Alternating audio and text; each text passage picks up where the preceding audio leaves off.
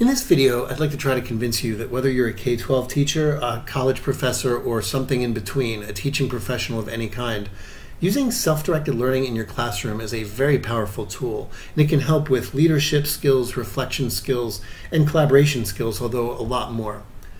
So I'm going to start this presentation off as a story of how I came to self-directed learning. Many years ago, I was a high school teacher, and now I'm a college professor. And a few years ago, I was teaching a course in a fairly traditional way, although I try to liven things up with activity and discussion and varying what we do from class to class. I would notice that my students were doing what I thought was a fairly surface level of learning. And I don't mean that to insult students. I don't think it was their fault, although I probably went through a phase of a few weeks where I might have tried to blame them. But what happened was I noticed things like students, no matter what activity or discussion I did, paid extraordinary attention to my presentation slides. So they would write down everything that was on my slides. And even if we were doing a discussion and I changed the slide, they would say, "Can you go back? I want to make sure that I have everything copied down from that slide." And of course, you'd get the typical questions of, is this going to be on the test? Do I need to know this for the test?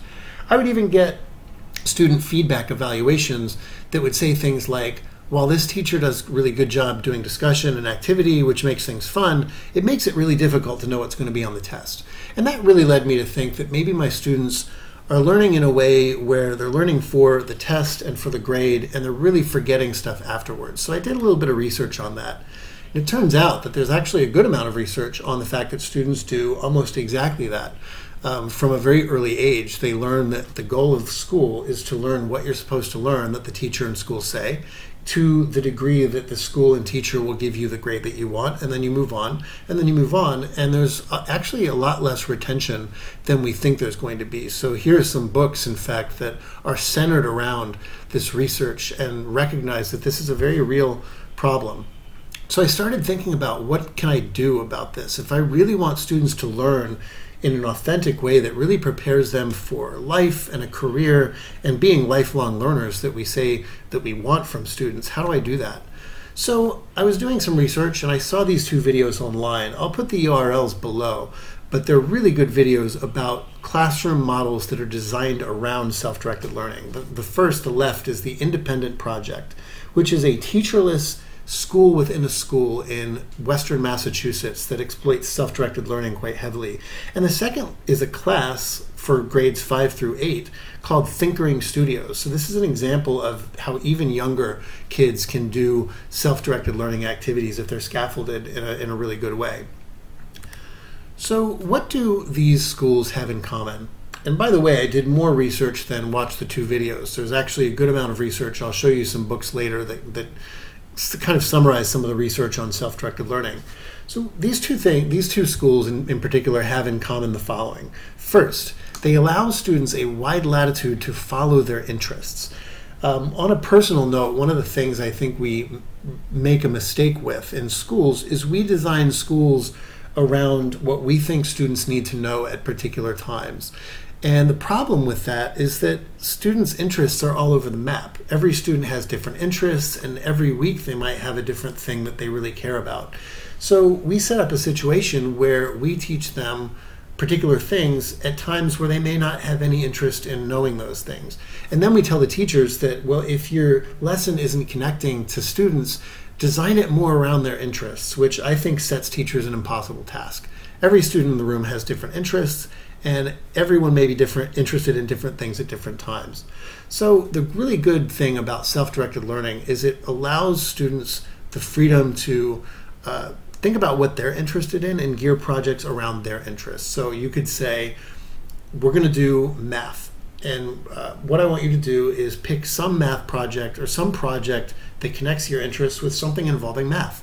And then we're going to learn that. And even if you don't do that for the entire semester, it allows students to really figure out how their interests connect with the material rather than having to guess what their interests are and how they connect with the material. Second thing that these things have in common, these SDL approaches, is that they afford students a lot of autonomy. And this is one of the best kept secrets in educational literature. Here's just a few of the studies on autonomy. So when researchers study autonomy, they usually take one group and tell them what they're going to learn. And then they take another group and give them either some choice or a lot of choice in what they're going to learn. And then they measure the results. How do the two groups do against each other?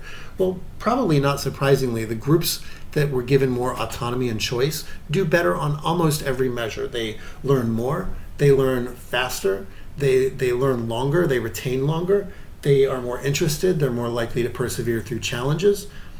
And if you think about things that you're interested in and what happens when you learn those things you're interested in, that probably makes a lot of sense. So autonomy is one of the really important things that makes self-directed learning work. But how do you do it? So there's several models, and if you watch the two videos I showed you before, they give a few models, but let me explain how I do it in one of my classrooms. So this is a teacher-educator classroom at the college level for senior teacher educators. And I used to do it a fairly traditional way, with a traditional syllabus, and here are the topics we're going to learn. And every time we come in, I'm going to give a brief presentation, we're going to do some activity, and then you're going to do a project or a test or something. So what I've done instead recently is I take the last several weeks of the semester, and students do 3-week-long projects. And I say, as long as you're doing something around the goals of the course, you can pick any project you want as long as it's learning something that demonstrates one of the goals of the course. So what they do is the first day of the project, they do a project proposal. That tries to convince me that they know what they want to do for a project, they have some idea of how it connects to the course goals, and they have some idea of where they can go for resources. And I'll give them any feedback necessary. The second week, at the end of the second week, they give me a progress report, which basically gives me an inventory of what have you done for the project, what do you still have left to do for the project, and has anything changed over the past week and a half about what this project is. And that's not only for my benefit, but that's for their benefit. This really helps, by the way, with metacognition. This helps students really monitor their own progress. If they do a progress report and they realize that they haven't done as much as they really need to do, that cues them in, and of course cues me in on how much they have left to do. Then the third week they exhibit their project. So I've figured out a way for assessing students on these projects. Instead of myself assessing student projects, they exhibit their projects in the spirit of the independent project online, and I pair students up into feedback groups based on similar projects. So students who are doing similar projects I put together in a feedback group because they can probably give each other the best feedback.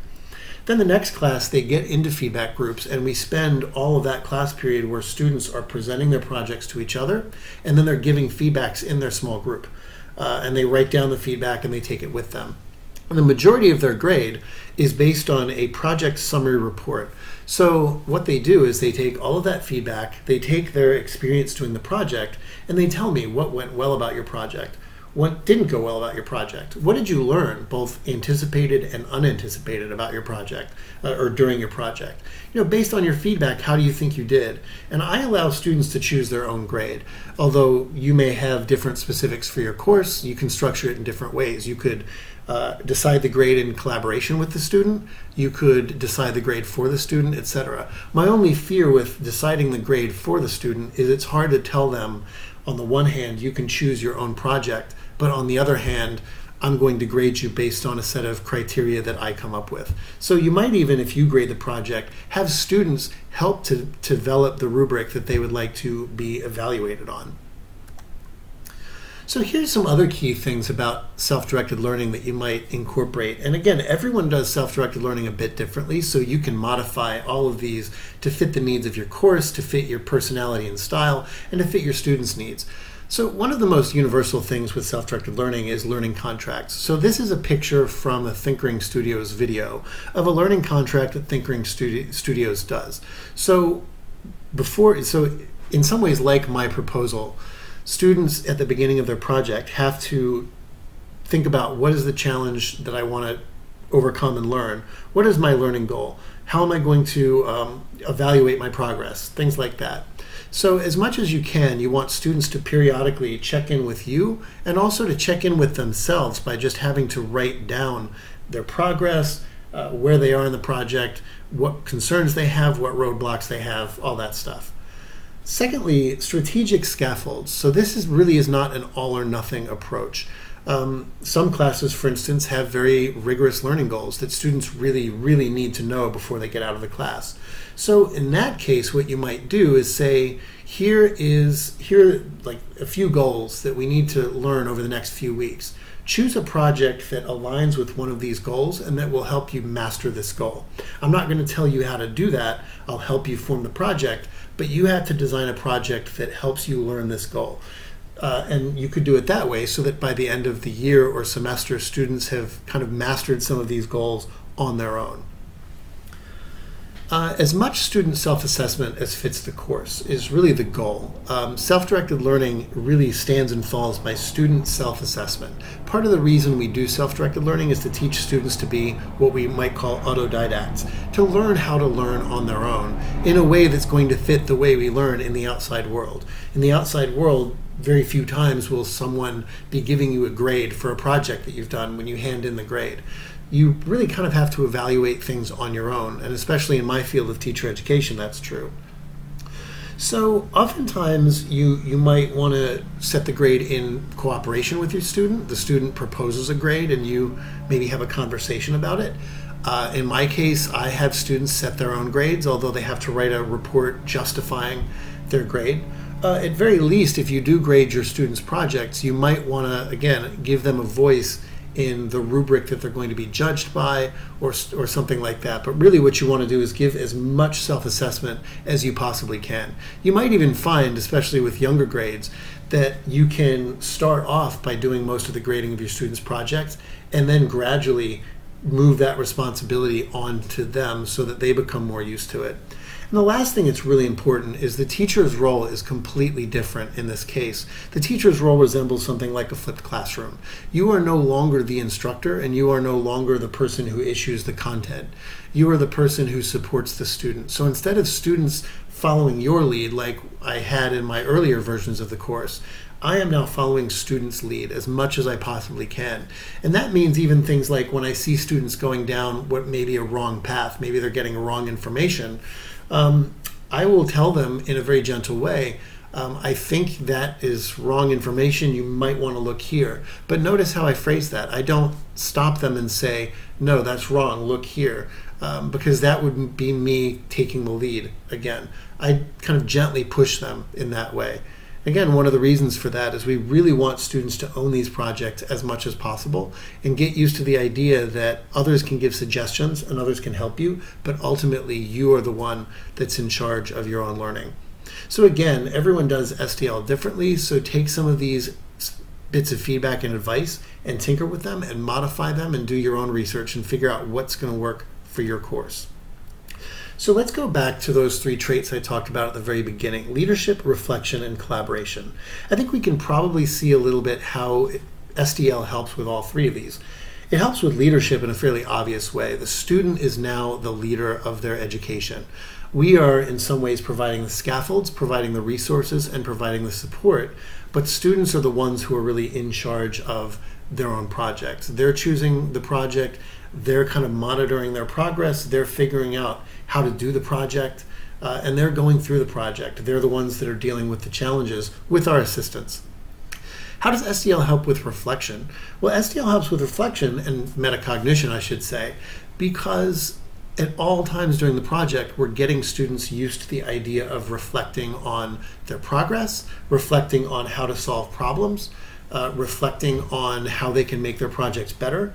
And if you have student exhibitions like I do, even reflecting on how can I present my material to others in a way that will make sense to them. It's a really good skill to have. And collaboration. So SDL isn't simply working on your own, although it sounds that way because the word self is in it, but it's really self-directed. It's not necessarily self-enacted. So that means that students are often collaborating, first of all, with you, the teacher, because you are kind of going around periodically and figuring out how students can be supported and what supports you can give them. But they're also oftentimes collaborating with their peers.